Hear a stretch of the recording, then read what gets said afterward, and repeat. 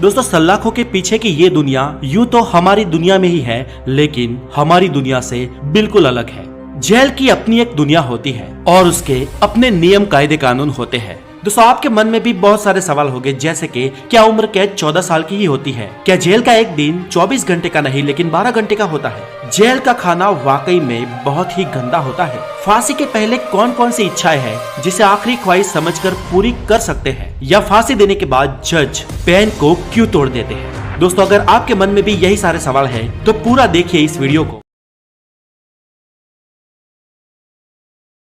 Videos की notification के लिए बेल आइकन को जरूर बजा दें। दोस्तों जेल की पुलिस आम पुलिस से अलग होती है, उनके नियम भी थोड़े अलग होते हैं और वो राज्य सरकार के प्रशासन के अंडर में आते हैं। आमतौर पर हमें बाहरी दुनिया में जितनी पुलिस दिखती है उससे काफी कम पुलिस जेल में होती है, क्योंकि जेल के ज्यादातर काम कैदियों द्वारा किए जाते हैं। जेल में विविध हिस्से भी होते हैं जिसे बैरक कहा जाता है, जिसमें पुराने कैदियों के लिए एक अलग बैरक होता है और कुछ नए कैदी आते हैं उनके लिए भी अलग होता है। जो कैदी हफ्ते के लिए या 14-15 दिनों के लिए आते हैं उनके लिए भी एक अलग बैरक होता है। और दोस्तों फिल्मों में जो हम जेल के कैदियों की यूनिफॉर्म देखते हैं, ये यूनिफॉर्म उन्हीं कैदियों को दी जाती है जो लंबे समय के लिए जेल में रहने वाले हैं या जिनकी लंबी सजा निर्धारित हुई है। कम समय के लिए जेल में आने वाले कैदियों को कोई यूनिफॉर्म या उनको कोई नंबर नहीं दिया जाता। ज्यादातर जेल में सुबह उठते ही सारे कैदी इकट्ठे होते हैं और प्रार्थना करते हैं और उसके बाद अपनी दिनचर्या की एक्टिविटी शुरू करते हैं। आपने अक्सर फिल्मों में देखा होगा कि जेल में कैदियों को एक एल्यूमिनियम की थाली में सूखी रोटी, सब्जी और मग में पानी दिया जाता है। लेकिन दोस्तों असल लाइफ की जेलों में ऐसा नहीं होता है। जेल में कैदियों को निर्धारित समय पर चाय, पानी, नाश्ता और खाना मिलता है, जिसमें सुबह 7 बजे चाय के साथ नाश्ता दिया जाता है। नाश्ते में ब्रेड, परोठे, बिस्किट या दलिया भी हो सकता है। दोपहर में 12 बजे तक लंच मिल जाता है। लंच में रोटी, चावल, दाल और सब्जी मिलती है और शाम को 6 बजे के आसपास डिनर मिलता है, जिसमें करीब 6 रोटी, दाल और सब्जी दी जाती है। और ये सब खाना भी जेल के कैदी ही बनाते हैं। हाँ ये बात सच है कि जेल का खाना घर जैसा नहीं होता है। चाय में या दाल में पानी ज्यादा होता है या सब्जी इतनी टेस्टी नहीं होती है, लेकिन खाने में कैदियों के न्यूट्रिशंस का ख्याल रखा जाता है और ऐसा खाना दिया जाता है कि वो बीमार ना हो। अब टेस्ट की तो आप बात मत करो। इसके अलावा जेल के अंदर उसका खुद का अपना कैंटीन भी होता है, जहां पर कैदी अपनी जरूरत की चीजें भी खरीद सकते हैं। इसके अलावा जब कैदियों के परिवार वाले उन्हें मिलने आते हैं तब उनके लिए कुछ नाश्ता या खाना पीना ला सकते हैं। ये हर टाइम अलाउड नहीं होता है, लेकिन कुछ अचार जैसी चीजें या लंबे समय तक बिगड़े नहीं ऐसी चीजें वो कैदियों के लिए आमतौर पर लाया करते हैं। एक सर्वे के मुताबिक सरकार हर कैदी पर रोजाना 52.5 रुपए तक खर्च करती है। दोस्तों ये एक एवरेज आंकड़ा है और ये आंकड़ा विविध राज्यों के हिसाब से अलग अलग हो सकता है, जिसमें नागालैंड, जम्मू कश्मीर, मेघालय, सिक्किम और कर्नाटक की सरकार उनके कैदियों पर ज्यादा खर्च करते हैं और वहीं गुजरात, महाराष्ट्र, गोवा और दिल्ली की सरकारें उनके कैदियों पर कम खर्च करते हैं। कुछ जेलों में कैदी बाहर से खाना मंगवा सकते हैं, लेकिन उसके लिए कोर्ट से अलग परमिशन लेनी होती है। और कुछ जेलों में कैदी को उसके परिवार वाले खाना दे सकते हैं, लेकिन वो खाना 800 ग्राम से ज्यादा नहीं होना चाहिए और इसके लिए भी कोर्ट से विशेष परमिशन लेनी होती है। दोस्तों अब आपके मन में अगर सवाल आया हो कि क्या जेल में पैसे चलते हैं, कौन सी करेंसी है जो जेल में चलती है, तो दोस्तों आपको जानकर हैरानी होगी कि भारत सरकार की मुद्रा जेल में नहीं चलती है या कोई भी रियल करेंसी जेल में नहीं चलती है। दोस्तों आपको जान के ताज्जुब होगा कि जेल की अपनी ही करेंसी है जिसे कूपन कहा जाता है।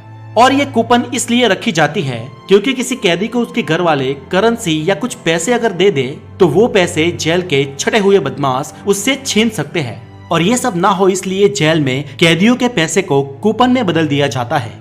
ये कूपन 2 रुपए, 5 रुपए, 10। कहूंगा कि अगर ये वीडियो आपको जरा सी भी अच्छी लगे तो प्लीज यार इस वीडियो को लाइक करना, और जिन लोगों ने पहले से सब्सक्राइब कर रखा है उनको दिल से सलाम, और जिन्होंने सब्सक्राइब नहीं किया है वो प्लीज चैनल को सब्सक्राइब। 10 रुपए या 20 रुपए तक का मिलेगा और आमतौर पर कैदी जेल में 2000 रुपए तक का ही कूपन रख सकते हैं। इन कूपन्स पे कैदी का नाम या उसका यूनिक नंबर होता है, जिस वजह से कोई और किसी कैदी की कूपन को यूज नहीं कर सकता। वैसे तो दोस्तों जेल में मोबाइल या सुख सुविधा की चीजें अलाउड नहीं होती है, लेकिन कोई वीआईपी पर्सन हो या अगर कोई पावरफुल या पैसे वाला बंदा हो तो उनके लिए वो अनऑफिशियली कई सारी चीजें उपलब्ध करवा लेते हैं। अगर कोई दोस्त, परिवार वाला या रिश्तेदार जेल के कैदी को मिलना चाहे तो उसको मिलने दिया जाता है। इसके लिए उस रिश्तेदार के पास उस कैदी का पूरा नाम और उसका जेल नंबर होना चाहिए। मिलने के लिए रिश्तेदार ऑनलाइन भी फॉर्म भर सकते हैं या वहां जाकर पर्चे भी खरीद सकते हैं। और कैदियों के मिलने का समय सुबह 10 बजे से शाम को 3 बजे तक होता है। इसके अलावा दोस्तों जेल में स्टडी रूम होता है, लाइब्रेरी होती है जहां आपको पढ़ने लायक सारी पुस्तकें मिल जाती है। अगर कोई कैदी जेल में रहकर पढ़ना चाहता है तो उसे पढ़ना भी अलाउड किया जाता है और उसे इग्नू यूनिवर्सिटी से सर्टिफिकेट भी दिया जाता है।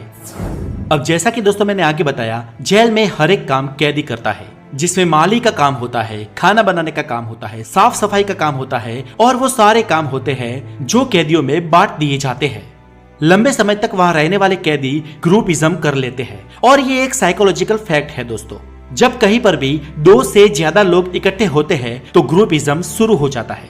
ये चाहे बिग बॉस हो, कोई स्कूल हो, कोई कॉलेज हो, कोई कंपनी हो, मोहल्ला, सोसाइटी या फिर जेल ही हो, तो वहां पर भी ग्रुपिज्म शुरू हो जाता है और विविध कैदियों के अलग अलग ग्रुप बन जाते हैं।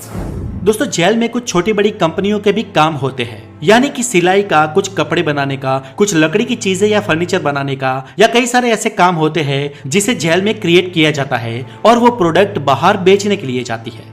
गुजरात के अहमदाबाद में भी एक साबरमती जेल है जिसके कैदी भजिए बनाते हैं और वो भजिए बाहर बेचे जाते हैं और जहां पर ये भजिए बेचे जाते हैं उसे जेल के भजिए भी कहते हैं। गुजराती में भजिया कहा जाने वाला ये वर्ड असल में पकोड़े की ही एक जात है और ये सारे काम ज्यादातर उन कैदियों को ही दिए जाते हैं जो डिसिप्लिन में हो, बहुत पुराने हो और ट्रस्टेड हो।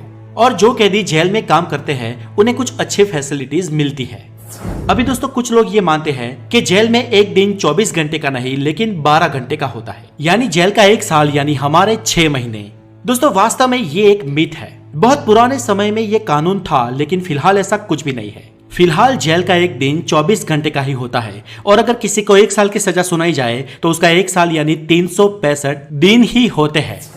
एक मिथ दोस्तों ये भी है कि उम्र कैद को हम 14 साल की सजा आमतौर पर मानते हैं, जबकि दोस्तों ऐसा नहीं है। उम्र कैद यानी कि पूरी लाइफ टाइम तक की सजा।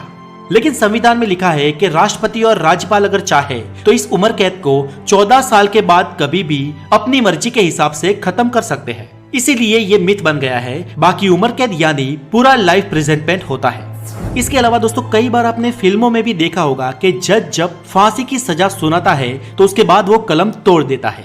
तो दोस्तों जज कलम को इसलिए तोड़ता है क्योंकि ये एक अल्टीमेट सजा है। इसके जरिए जज इस बात का संकेत देता है कि इस सजा को लिखने के बाद इसे अब मैं भी चेंज नहीं कर सकता, इसलिए वहां पर फुल स्टॉप लग जाता है और कलम को तोड़ दिया जाता है। हालांकि आज के युग में जजमेंट कंप्यूटर और टाइपराइटर पे टाइप होते हैं, लेकिन उसके बाद जज को उसके ऊपर हस्ताक्षर करना होता है। अब मृत्यु की सजा में जज हैंग टिल डेट लिखते हैं। ऐसा क्यों लिखते हैं? तो दोस्तों इसके पीछे भी एक मिथ है। माना जाता है कि इतिहास में एक घटना हुई थी जब किसी आदमी को फांसी पे लटकाया गया था और किसी कारण कुछ सेकंड तक वो मरा नहीं, इसलिए उसके वकील ने ऑब्जेक्शन उठाया कि इसके प्राण निकल जाए तब तक इसे लटकाए रखना ऐसा कहीं पर भी लिखा नहीं है। अब वकील लोग ऐसे ही किसी कायदे की विंडो को ढूंढ लेते हैं। एक्चुअली वही उनका काम होता है और इस वकील की ऑब्जेक्शन वाली स्टोरी कितनी सच है ये तो किसी को नहीं पता। लेकिन ऐसा कुछ ना हो इसलिए जज लिख देते हैं कि हैंग टिल डेट यानी कि ये मर ना जाए तब तक लटकाए रखो।